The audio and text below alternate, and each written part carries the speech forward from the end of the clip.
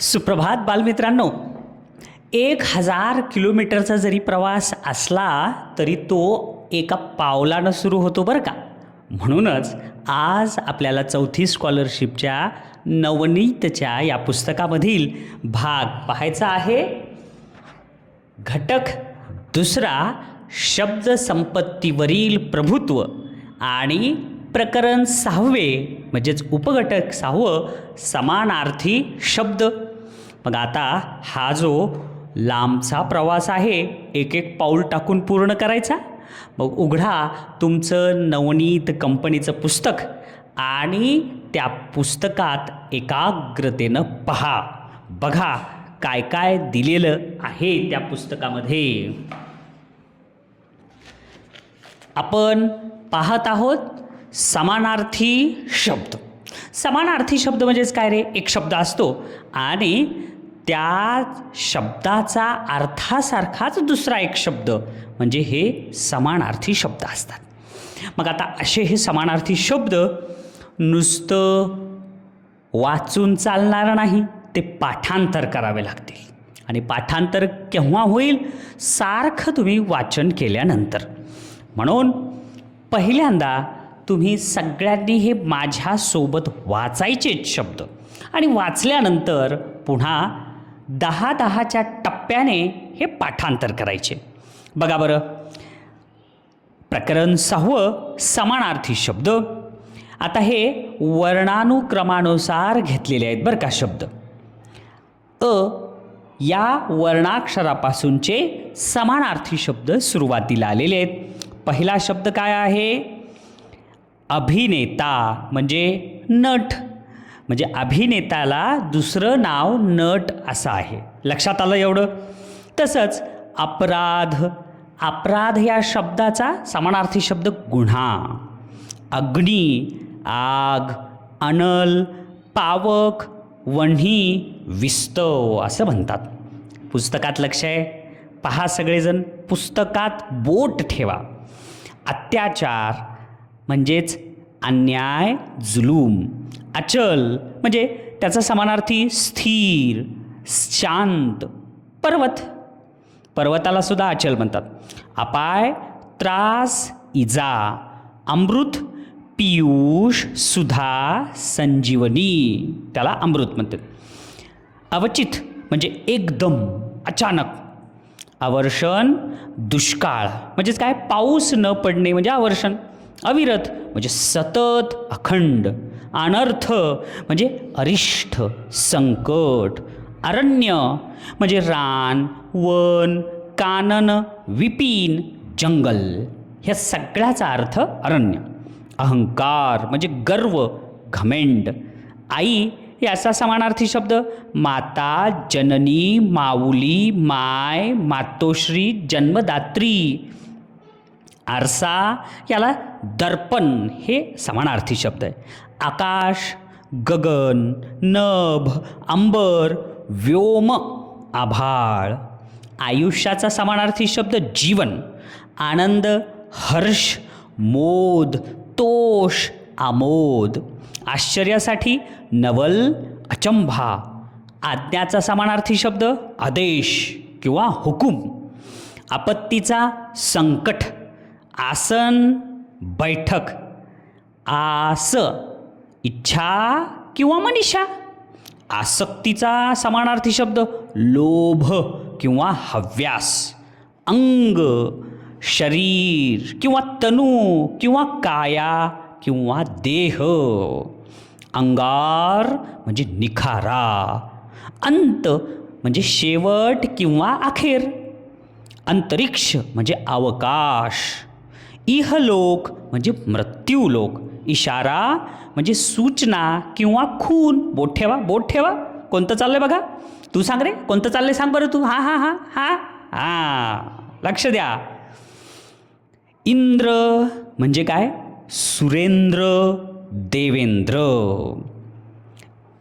उणीव म्हणजे काय? कमतरता किंवा न्यून किंवा न्यूनता.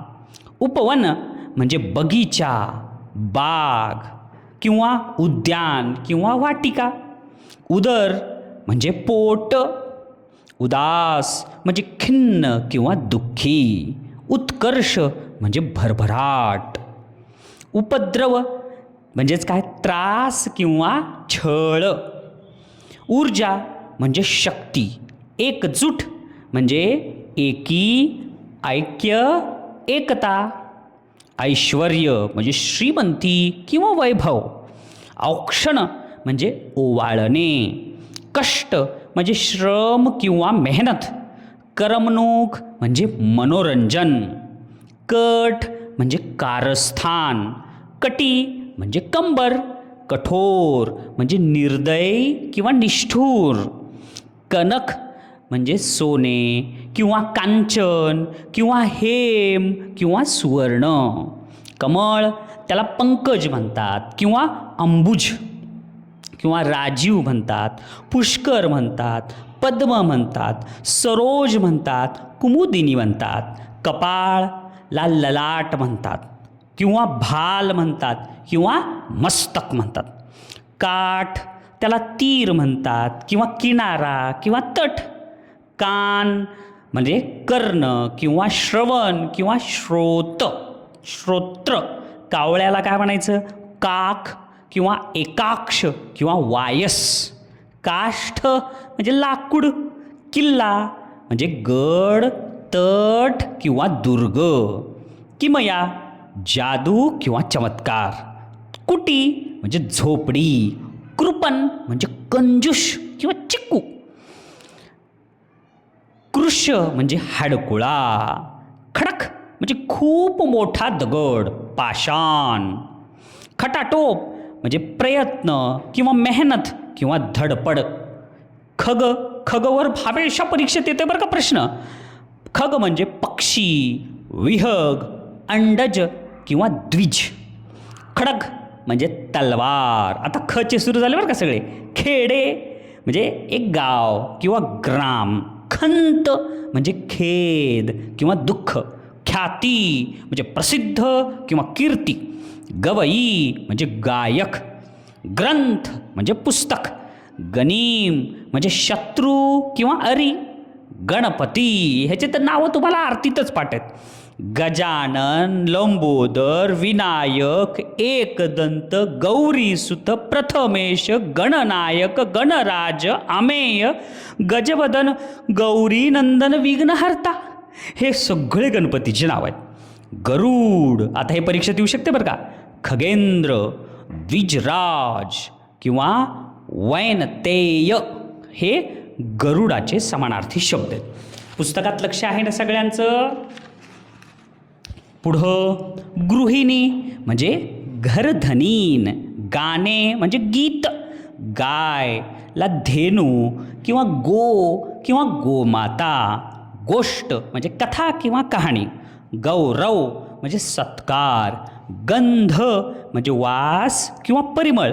घर त्याला समानार्थी शब्द घराला सदन, ग्रह, निवास, भवन, गेह, आलय, निकेतन असे एवढे नाव आहेत. घोडा हे पण परीक्षेत येतं बरं.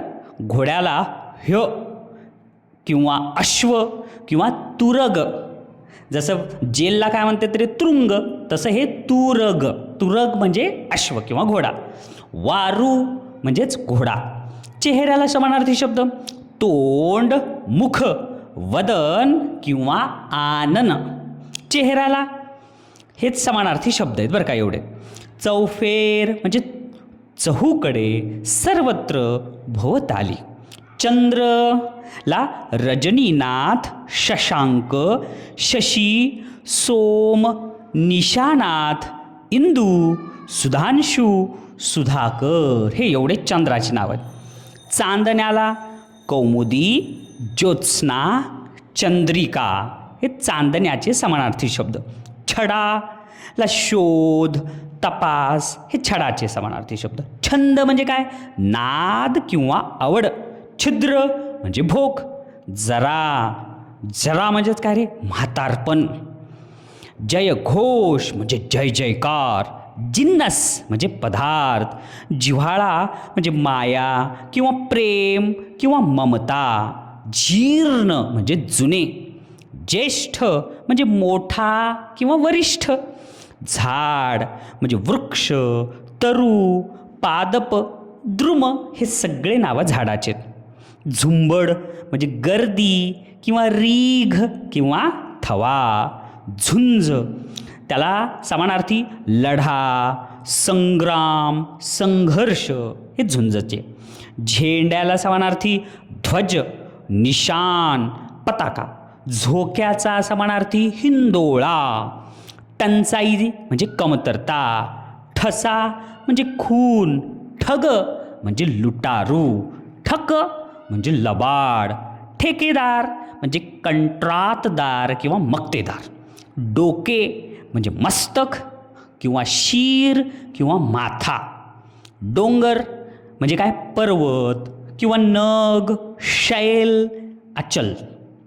डोळेला चक्षु, अक्ष, नयन, नेत्र, लोचन.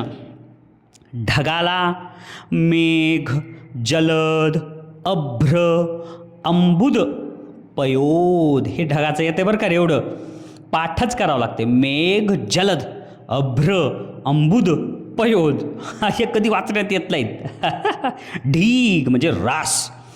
तलाव याला कासार, सारस, तटाक, तळे हे सगळे तलावासाठी. तरुण म्हणजे जवान, युवक. तारेसाठी तारका, चांदण्या किंवा नक्षत्रे. तारू म्हणजे जहाज किंवा गलबत. तिमीर म्हणजे अंधार, काळोख. तृषा म्हणजे तहान, लालसा. तृण म्हणजे गवत. तुरुंग म्हणजे कारागृह, कैदखाना, बंदीखाना. थंड म्हणजे शीत, गार, शीतल. थवा समुदाय, घोळका, गट, चमू किंवा जमाव. दंत म्हणजे दात. दंडवत म्हणजे नमस्कार. दास म्हणजे काय रे? चाकर किंवा नोकर. दारा म्हणजे काय? बायको किंवा पत्नी. दानव हो दारा म्हणजे काय? बायको किंवा पत्नी हे समानार्थी शब्द आहेत त्याचे. दानव एकमेकाकडे बघू नका, हां पुस्तकात बघा. दानव म्हणजे काय? राक्षस किंवा दैत्य किंवा असुर. दागिन्याला काय म्हणायचं? अलंकार, भूषण. दीन आता दीनची पहिली वेलांटी बरं का. दीन म्हणजे दिवस. वासर किंवा ह्याला दीन म्हणतात. आणि दुसरी वेलांटी आली दीनचं तर दीन म्हणजे काय? गरीब. दुजा म्हणजे दुसरा. दुनिया म्हणजे जग. दुर्दशा म्हणजे दुरावस्था, दुःख स्थिती. दुर्धर म्हणजे कठीण किंवा गहन. देव म्हणजे काय? सूर.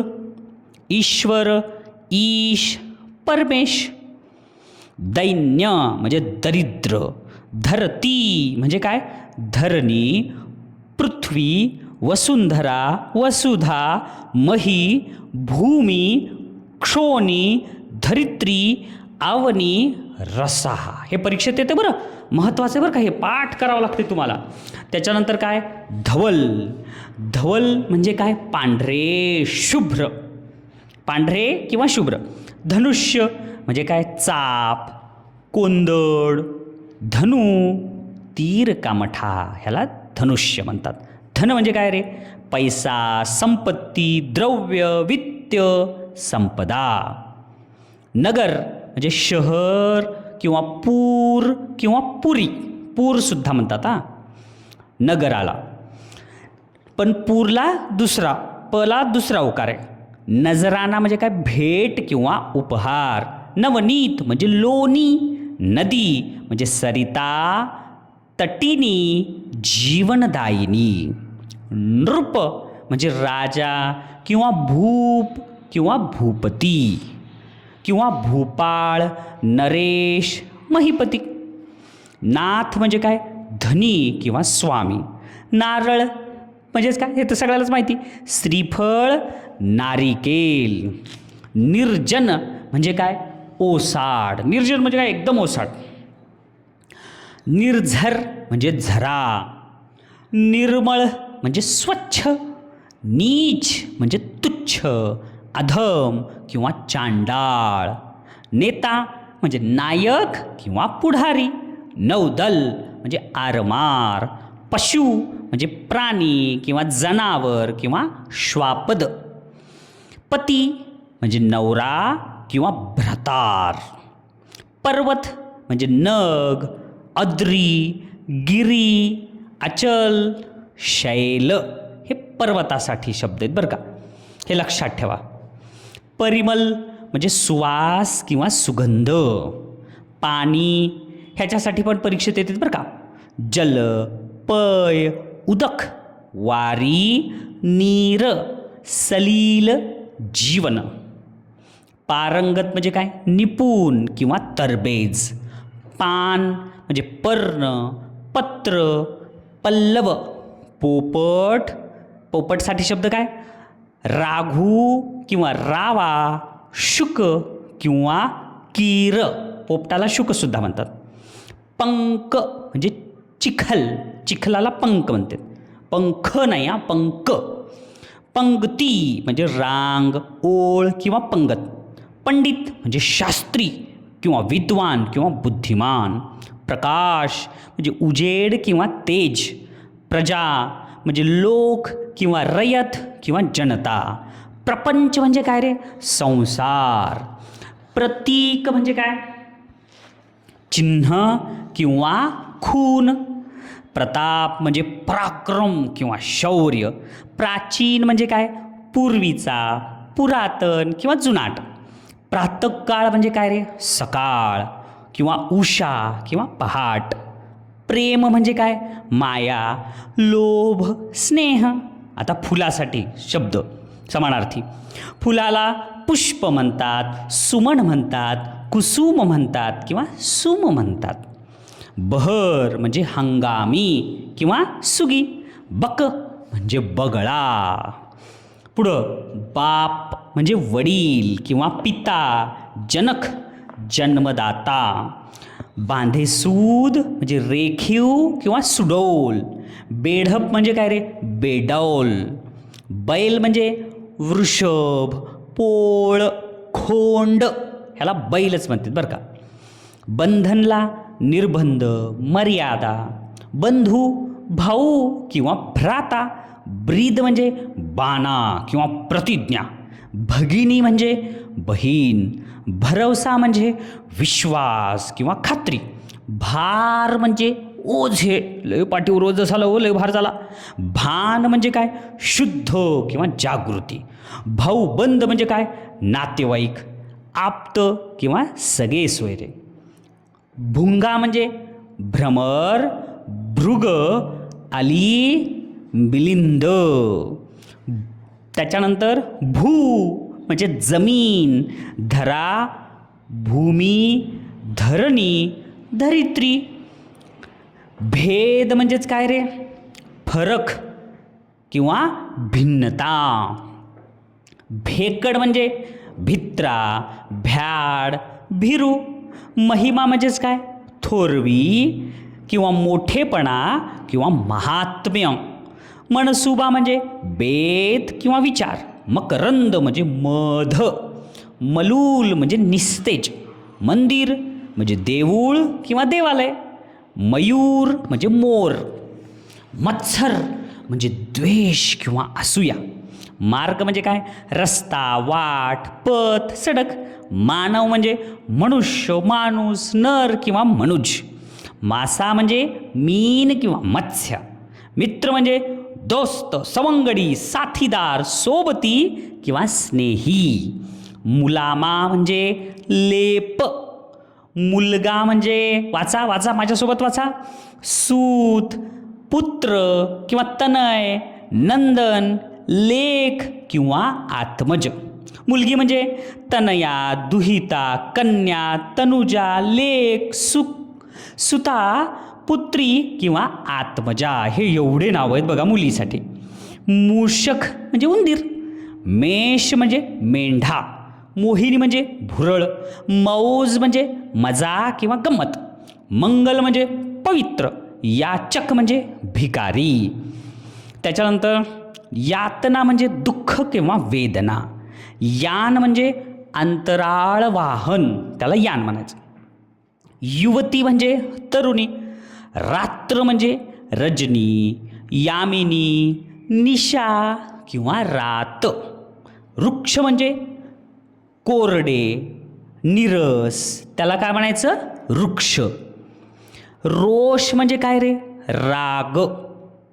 रंक म्हणजे काय? गरीब. त्याच्यानंतर लढा म्हणजे काय? लढाई, संघर्ष. लाज म्हणजे शरम, भीड. लाडका म्हणजे काय? आवडता. लावण्य म्हणजे सौंदर्य. वर, वरला काय समानार्थी? नवरा, पती, भ्रतार. वंदनला नमस्कार, प्रणाम किंवा नमन, अभिवादन किंवा प्रणिपात, हे वंदनसाठी. वर्षा म्हणजे पाऊस किंवा पावसाळा. वचक म्हणजे धाक, दरारा. वत्स म्हणजे वासरू, बालक. आता वारा म्हणजे वायू, वात, अनिल, मरुत, पवन, समीर, हे वाऱ्याचे नावं. वासना म्हणजे इच्छा. वाली म्हणजे रक्षणकर्ता, कैवारी. वायदा म्हणजे करार. विलंब म्हणजे उशीर. विमल म्हणजे निष्कलंक किंवा निर्मळ. विवंचना म्हणजे काळजी किंवा चिंता. विद्रूप म्हणजे कुरूप. विनय म्हणजे नम्रता. विस्तृत म्हणजे विशाल किंवा विस्तीर्ण. विस्मय म्हणजे आश्चर्य किंवा नवल. विलग म्हणजे काय रे? सुटे किंवा अलग अलग. विषण्य म्हणजे खिन्न किंवा कष्टी. वीज, हे परीक्षेत पण तेव्हा का वीजचं. चपला, चंचला, तडिता, बिजली, सौदामिनी, विद्युत किंवा विद्युलता. वेश म्हणजे पोशाख, कपडे. व्यथा म्हणजे दुःख. व्रण म्हणजे खून किंवा क्षत. व्याकुळ म्हणजे दुःखी, कासावीस. शव म्हणजे प्रेत. शक्ती म्हणजे बळ, जोर, ताकद, सामर्थ्य, ऊर्जा म्हणजे शक्ती. शर म्हणजे बाण, तीर, सायक. शत्रू म्हणजे अरी, रिपू, वैरी. शेज म्हणजे बिछाना किंवा अंथरूण किंवा शय्या.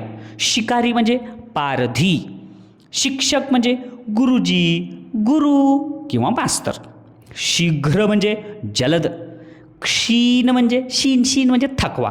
शिकस्त म्हणजे पराकाष्ठा. सज्जन म्हणजे संत. समाधान म्हणजे आनंद किंवा संतोष. समुद्र, हे परीक्षेत येतं बरं, समुद्राचं. सागर, सिंधू, रत्नाकर, जलधी किंवा पयोधी किंवा जलनिधी, एवढे नावं हे समुद्राचे आहेत फक्त. समय म्हणजे वेळ. साप म्हणजे सर्प, भुजंग किंवा अहिला सुद्धा साप म्हणतात. संहार म्हणजे नाश किंवा विनाश किंवा सर्वनाश किंवा विध्वंस. स्वच्छ म्हणजे नीटनेटका, निर्मळ, साफ. स्तुती म्हणजे प्रशंसा किंवा कौतुक. साधू म्हणजे संन्यासी. साथ म्हणजे सोबती किंवा संगत. सुगम म्हणजे सुलभ, सोपा किंवा सुकर. सुरेल म्हणजे काय रे? सुश्राव्य म्हणजे ऐकण्यासारखं, सुरेल. सुंदर म्हणजे सुरेख, छान देखणे. सीमा म्हणजे वेस, मर्यादा किंवा शिव. सेवक म्हणजे दास किंवा नौकर. सैन्य म्हणजे फौज किंवा दल. संघ म्हणजे गट किंवा चमू किंवा समूह. संशोधक म्हणजे शास्त्रज्ञ. संदेश म्हणजे निरोप. संकल्प म्हणजे बेत, मनसुभा. स्वामी म्हणजे धनी किंवा मालक. स्वेद म्हणजे घाम किंवा घर्म. सूर्य म्हणजे, हे येईल बरं का परीक्षेत, रवी, भास्कर, भानू, आदित्य, दिनकर, दिनमणी, सविता, वासरमणी, मार्तंड किंवा मित्र, हे सगळे सूर्याचे नाव आहेत. संग्राम म्हणजे युद्ध, समर, संगर किंवा लढाई. संशय म्हणजे शंका. सिंह म्हणजे वनराज, केसरी किंवा मृगेंद्र. स्त्रीसाठी समानार्थी महिला किंवा वनिता, नारी, ललना किंवा कामिनी. हताश म्हणजे निराश. हरिणचा समानार्थी मृग, सारंग किंवा कुरंग. ह्याच्यासाठी समानार्थी हरिणच. हत्तीसाठी गज किंवा कुंजर. हातसाठी कर, हस्त, पाणी, भुजा, बाहू. हिमसाठी बर्फ.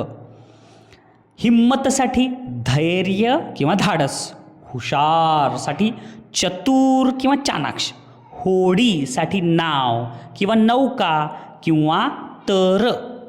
क्षतसाठी जखम, व्रण किंवा इजा. क्षमा म्हणजे माफी. क्षय म्हणजे झीज, ऱ्हास. क्षीण म्हणजे अशक्त. क्षीर म्हणजे दूध.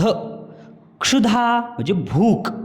क्षेम म्हणजे आता बघा वर्णानुक्रमे क्ष आलं म्हणजे शेवटीचे शब्द सुरू झाले.